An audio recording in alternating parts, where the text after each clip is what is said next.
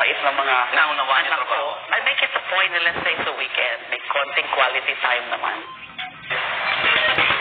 That's it for Chika Minute. By the way, please watch the final week of Pasahang Ito and thank you for supporting our show. Sa ngalan po ni Pia Guanyo, ako po si Carla Abellana. Happy weekend. Mel, Mike? Salamat, Carla. At yan po ang mga balitang aming sinusukan sa nakalipas na 24 oras. Maraming salamat sa inyong pagtitiwala. Patuloy niyo pong susukan ang 24 oras weekend, Sabado at Linggo, 99 na araw na lamang, Pasko na, mula sa tahanan ng katotohanan.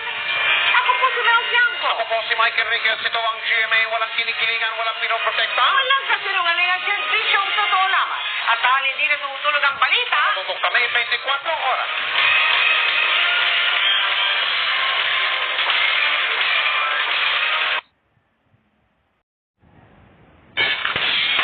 Pakinggan siyang na futbolong araw na lang, Pasko na. Susunod na po ang OFW Diaries at yung mga pangyayaring tinutukan ninyo nag-iisang liga ng katotohanan.